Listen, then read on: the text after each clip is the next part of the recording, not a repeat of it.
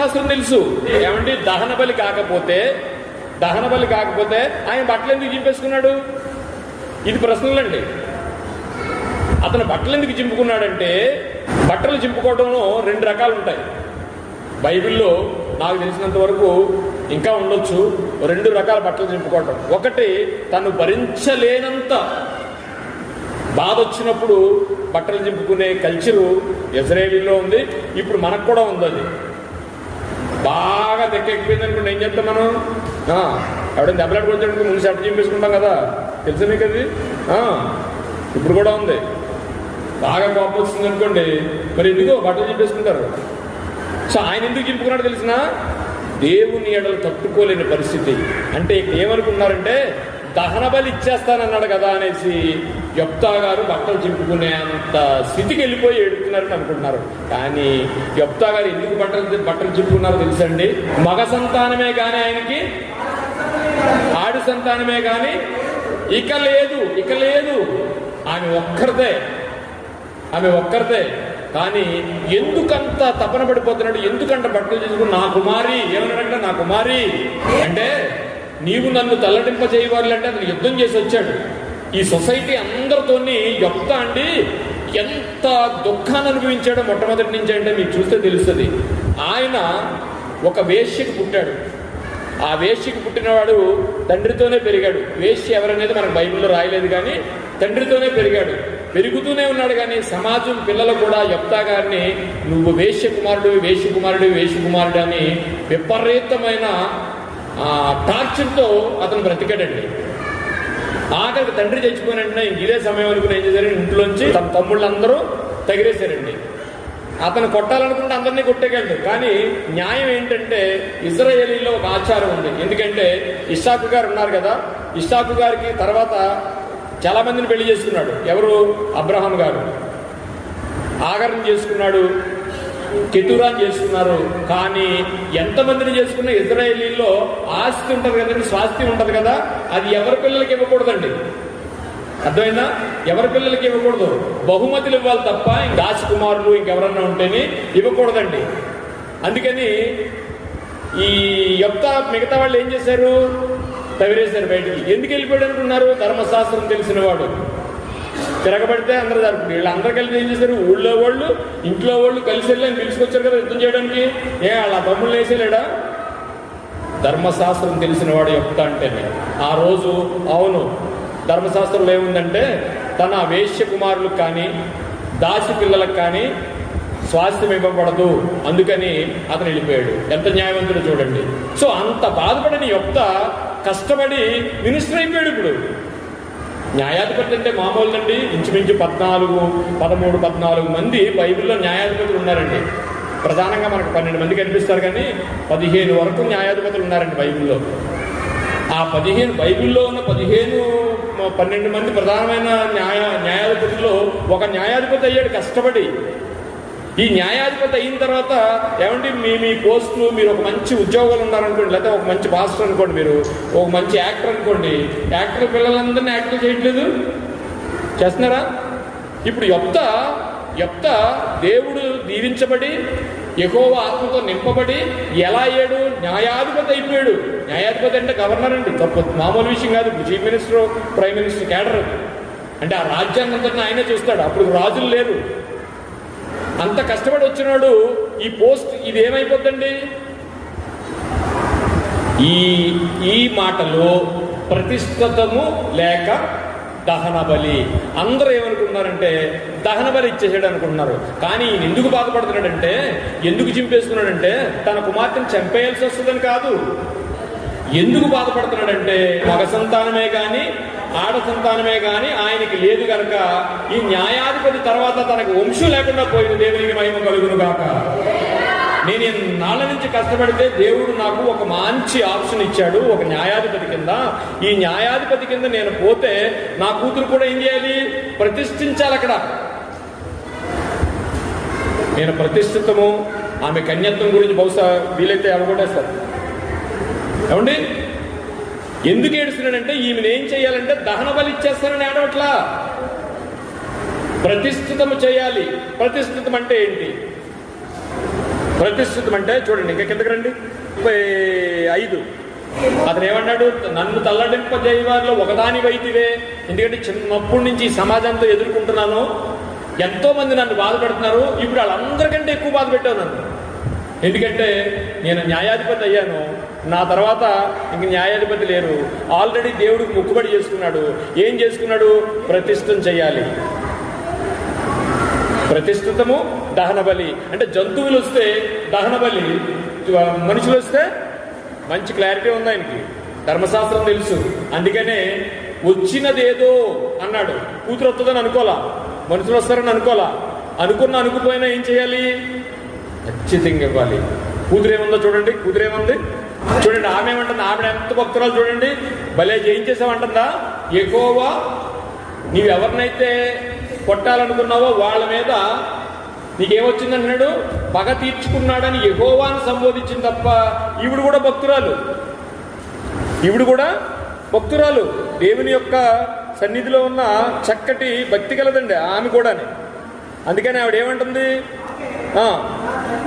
నా తండ్రి యెహోవాకు మాట ఇచ్చి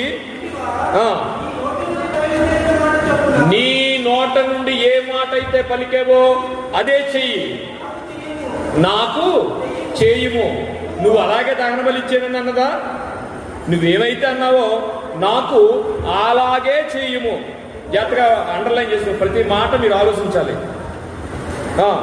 నాకు అలాగూ చేయుము అంటే దహన బలి ఇవ్వాలనుకోండి, అలా చేయండి అంటదా? నువ్వు మాట ఇచ్చితివి కనుక నన్ను అలాగే చెయ్యము. తర్వాత ఏమండి, ఈ అమ్మాయి ఏమడిగిందండి?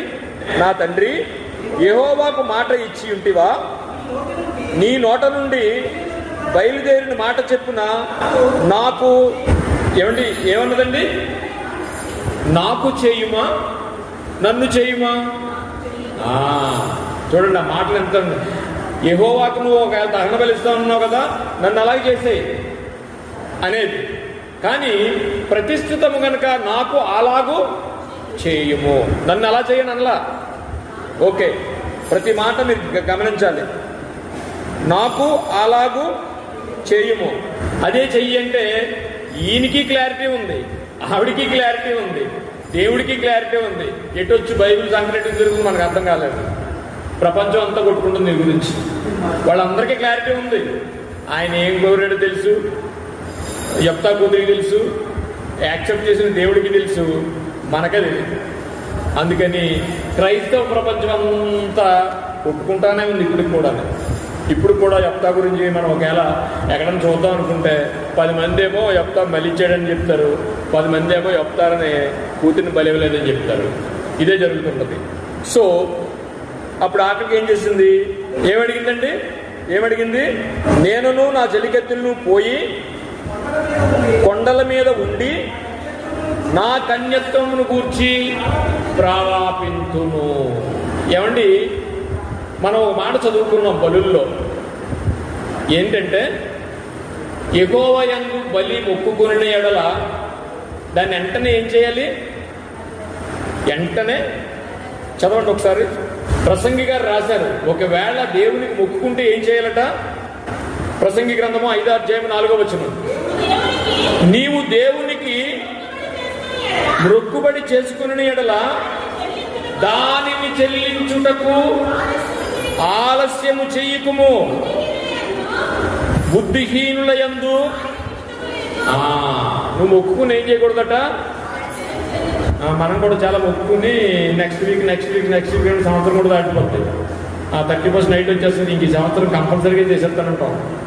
అప్పుడు కూడా ఉండకపోవచ్చు. దేవుడికి మొక్కుకుంటే ఏం చేయాలట? నీవు దేవునికి మొక్కుబడి చేసుకున్న ఎడల దానిని చెల్లించుటకు ఆలస్యము చేయకుము అని ప్రసంగి గారు పాత నిబంధనలో స్పష్టంగా చేశాడు. అది యెఫ్తాకు తెలీదా? ధర్మశాస్త్రంతో వెంబడిస్తున్న ఆమె కుమార్తెకు తెలీదా? 2 నెలల టైం ఎందుకు అడిగింది? 2 నెలల టైం ఎందుకు అడిగింది? దహన బలి చేసేయడానికి. అండి, ఎవరినన్నా మిమ్మల్ని చంపేస్తామంటే ఏదో తిండెడతారు, తెప్పలెడతారు, మీకు ఏం కావాలని అడుగుతారు జైల్లో కానీ ఎక్కడ కానీ. ఒకవేళ చచ్చిపోవాల్సి వస్తే నాకు పలానా పెట్టండి, చంపేయండి అంటారు. బైబిల్లో కూడా ఉంది, తిందుము తాగుదుము రేపు ఏమి తిందుమో ఏమి తాగుదామో అని ఉన్నారు కదా, అలాగ అడుగుతారు. కానీ దహన బలి చేసేస్తారనుకుంటే 2 రోజుల టైం ఎందుకు అడుగుతుంది, 2 నెలల టైం ఎందుకు అడుగుతుంది?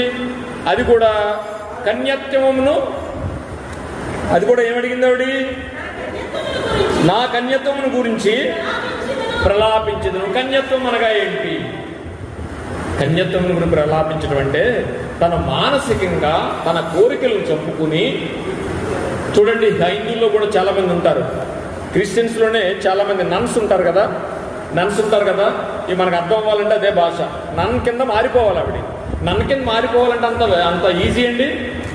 ఎంత ప్రార్థన అవసరం మనకి, ఎంత కోరికలను చంపుకోవడానికి ఎంత మనోనిగ్రహం కావాలి. ఆమె యవనస్తురాలు, తనకు అనేకమైన శారీరక కోరికలు ఉంటాయి. ఈ కోరికలన్నీ చంపుకోవడానికి ఆవిడ ఏం చేస్తానంటే ప్రలాపించుటకంటే దేవుణ్ణి కోరుకుని తన కోరికలన్నీ చంపుకుని మళ్ళా 2 నెలల తర్వాత ఈ ప్రతిష్ఠ అంటే ఏంటనుకుంటున్నారు? ప్రతిష్ఠిత అంటే ఏంటనుకుంటున్నారు? మామూలు విషయం కాదు. స్త్రీలు కూడా చాలా మంది ప్రతిష్ఠించబడ్డారండి. ఎంతో మంది స్త్రీలు బైబిల్లో ఆ ఆలయంలో ప్రతిష్ఠించబడ్డారు. వాళ్ళు మళ్ళీ తీసేయడానికి కూడా ఉండదు. అలాంటి ప్రతిష్ఠిత పడ్డ వాళ్ళు అక్కడికి వెళ్ళిన తర్వాత తల్లితో కానీ తండ్రితో కానీ జీవితం అంతా అక్కడే గడపాలి తప్ప ఇంక ఏ స్థితిలోనూ కూడా బయటికి రావడానికి లేదు. సంఖ్యాకాండము 6వ అధ్యాయం 1వ వచనం చూడండి. ప్రతిష్ఠితము, ఇక్కడ మనకి పాయింట్ అర్థమైంది కదా మీకు. అతను మొక్కేసుకున్నాడు. ఆ మొక్కేసుకున్న దహన బలి ఇవ్వడానికి కాదని మనకి ఇంకా క్లారిటీ కావాలనుకుంటే ఈ ప్రతిష్ఠితం చేయబడి దాంట్లో ఉన్న విషయం ఏంటో మనకి క్లియర్గా తెలియాలి.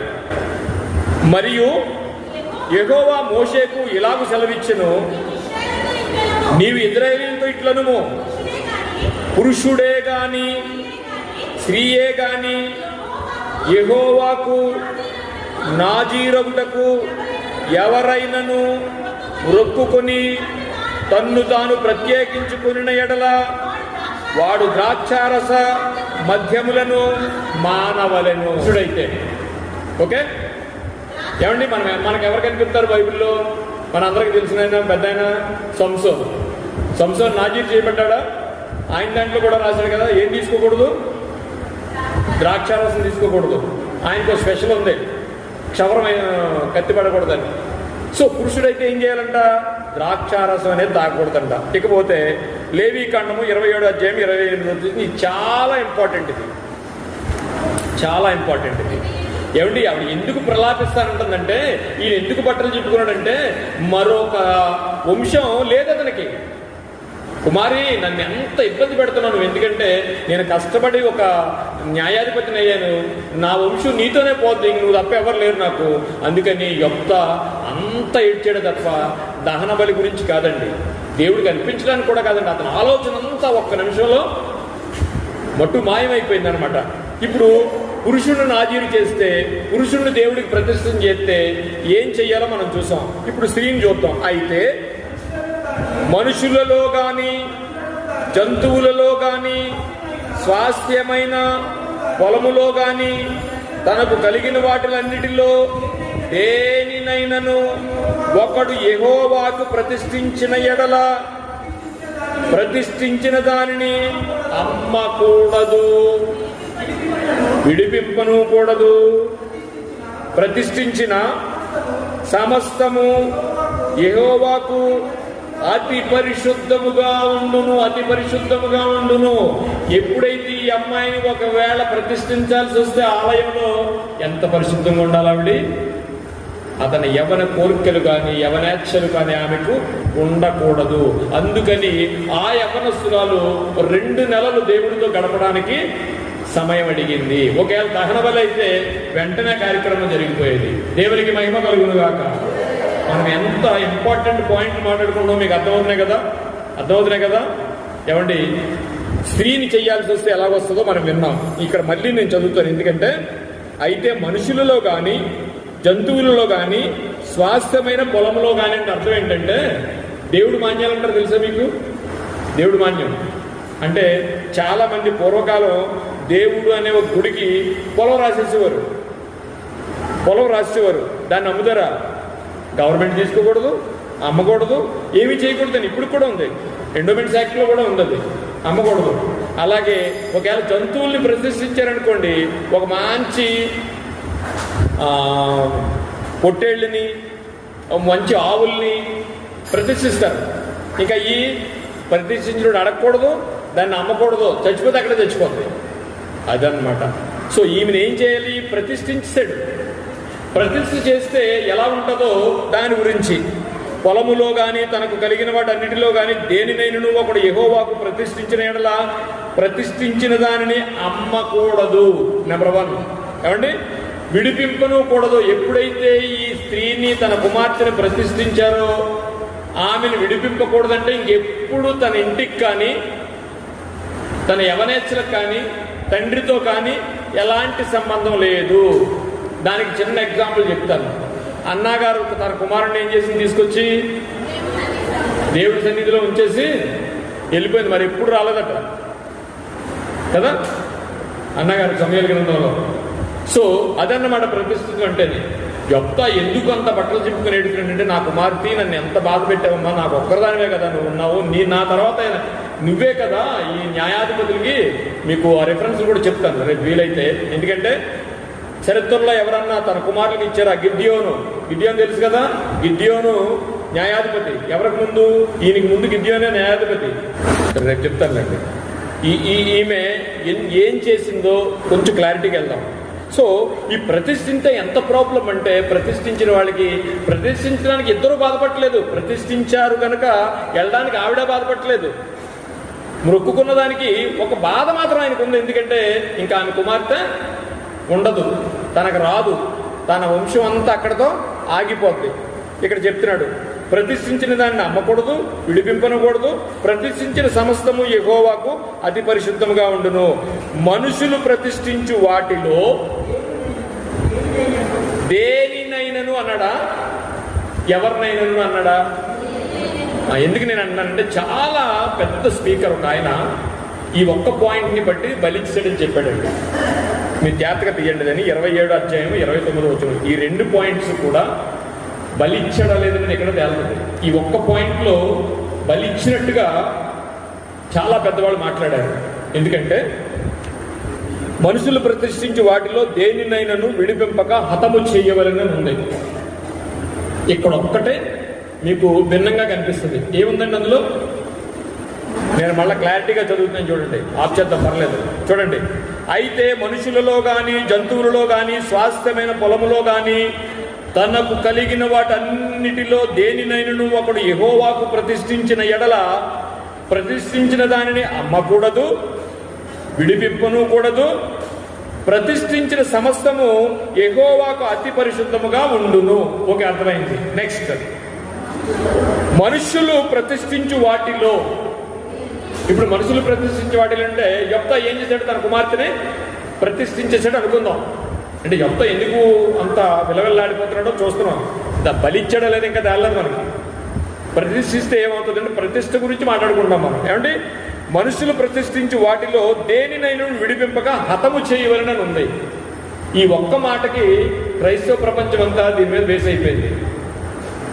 ఏమండి, ఎవరినైనాను అన్నాడా? దేనినైనాను అన్నాడా? దేనినైనా అంటే మనుషులు వస్తారు అందులోకి? మనుషులు కాదు, ఎక్సెప్ట్ మనుషులు కాకుండా దేనినైనాను. అక్కడ ఏం మొక్కున్నాడు? వచ్చినదేదో నా ఇంటి కుంభం నుండి వచ్చినదేదో అంటే అందులో మనుషులు ఉన్నారా? వచ్చేవారు ఎవరు అనలేదు కదా. వచ్చినదేదో. ఈయన క్లారిటీ ఉంది. ఎవరన్నా నాకు బహుమతి ఇవ్వచ్చు, లేకపోతే ఎవరైనా రావచ్చు. వచ్చిన వాళ్ళు ఏం చేస్తారు? ప్రతిష్ఠించేస్తారు. అది తన కూతురు కానీ ఇంకొకరు వస్తే ఇంకొకరు కూడా అది చేసేవారు. కానీ ఇజ్రాయేల్ సాంప్రదాయ ప్రకారంగా ఒకవేళ ఎవరో ముఖం తెలియనోడు ఎదుర్కొంటూ వచ్చి ప్రతిష్ఠింటే ఆయన కుటుంబాన్ని అంతటిని ఏం చేయాలి? పోషించాలి. అది ఇజ్రాయేల్ సాంప్రదాయం. ఇక్కడ లేవీకాండంలో దేవుడిచ్చిన మాట ఏంటంటే, ఎవరినైనాను కాదు, దేనినైనాను. పోనీ ఎవరన్నైతే ఏం చేయాలి? ప్రతిష్ఠ చేయాలి. దేనినైనాను, ఏ జంతువు అయితే వస్తే ఏం చేయాలి? దహన బలి చేయాలి. దేవునికి మహిమ కలుగును గాక. ఈ ఒక్క పాయింట్ చాలా మంది ఇక్కడే దీన్ని డామినేట్ చేయలేక కానీ, లేకపోతే ఈ పదం అర్థం కాక కానీ, యెఫ్తా గారు ఎవరో డీప్గా ఆయన గురించి ఆలోచించకపోవడం కానీ ఏమవుతుందంటే అండి, బలిచ్చినట్టే ఉంది. ఎలా బలిచ్చినట్టు ఉందంటే 29 చూడండి. ఆమె ఆ 2 నెలలు అంతమున ఆమె తన తండ్రి యొద్దకు తిరిగి రాగా అతడు తాను మొక్కుకొనిన మొక్కుబడి చెప్పున ఆమెను దహనబలి చేసిన ఆమెను దహనబలి చేసిన కాదు, ఆమెకు చేసెను. ఏం చేశాడు? మన లెక్క ప్రకారంగా ప్రతిష్ఠితం చేశాడు. 2 నెలలు ఎందుకు వెళ్ళింది, ఆ తర్వాత ఇప్పుడు బ్రతికిందా లేదా, ఈ విషయాలు నేను ఇవాళ క్లోజ్ చేద్దాం అనుకున్నాను, కానీ కొంచెం టైం తీసుకుందాం. రేపు నెక్స్ట్ వీక్ దీనంతా క్లారిటీ చక్కగా దేవుడు మంచి లేఖనాల ద్వారా మనం నేర్చుకుందాం. చిన్న ప్రార్థన చేసుకుందాం. పరిశుద్ధుడా, ప్రేమగల తండ్రి, మహోన్నతుడా, మీకు స్తోత్రాలు నాయన. మీకు గతించిన కాలంలో 2 వారాలు 2 భాగాలుగా 2 అంశాలుగా యెఫ్తా తన కూతురిని బలిచ్చాడా, ఒకవేళ ఇస్తే తండ్రి మీరు నరబలిని కోరతారా, నలబలిని మీరు ఆస్వాదిస్తారనే విషయాన్ని అల్పుడునైన నేను ఇదిగో నీ పిల్లల ముందు చెప్పడానికి మీరు ఇది అవకాశం ఇచ్చి నాయన 3వ వారంగా 3వ భాగంలో మమ్మల్ని ప్రవేశపెట్టి నడిపించారు. నాయన సమయమైంది కనుక నీ చిత్తమైతే తండ్రి చక్కటి లేఖనాలతో పిల్లలందరికీ అర్థం కావడానికి ఒక ప్రపంచ చారిత్రాత్మక సంచలనాత్మకమైన విషయాన్ని మీ పిల్లలు తెలుసుకోవడానికి మీరు ఇచ్చిన ఈ అవకాశానికై యెహోవా యందు భయభక్తులు గల వారికి నీ మర్మమును తెలియచేయననే విషయాన్ని నాయన పిల్లలు నమ్మారు. నాయన నీ వాక్యాన్ని ప్రేమిస్తున్నారు. అలాంటి పిల్లలకు చక్కటి నీ లేఖనాలని నిత్య జీవానికి చేరుకునే నీ పలుకులను మాకు దయచేసి నడిపిస్తున్నందుకు కృతజ్ఞతాస్తుతులు చెల్లిస్తూ ఆయన మరొక వారాన్ని చిత్తమైతే దయచేసి మాకు వారికి ఉన్న యావచ్చింతను మీ పాదాల ముందు మీ చిత్తానికి అప్పగించుకుంటూ ఈ చిన్న ప్రార్థన యేసు వారి ప్రశస్తమైన నామంలో మిక్కిలి వినయంతో బ్రతిమలాడి వేడుకొనిచున్నాము తండ్రి, ఆమేన్. అమ్మా, చాలా వరకు మీకు అర్థమైంది అనుకుంటున్నాను. ఇక ఈమె బ్రతికుందా, అసలు ప్రలాపించడం అంటే ఏంటి, బైబిల్లో ఎవరన్నా ప్రలాపించారా, ప్రలాపించడం ఏంటి, దుఃఖపడటం ఏంటి అనే మరొక విషయంలో చక్కగా దేవుడు మన ముందు మంచి లేఖనాలతో చేయాలని అందరూ ప్రార్థన చేయండి. దేవుని చిత్తమైతే మరొక వారంలో మళ్ళా కలుసుకుందాం. దేవునికి మహిమ కలుగును గాక.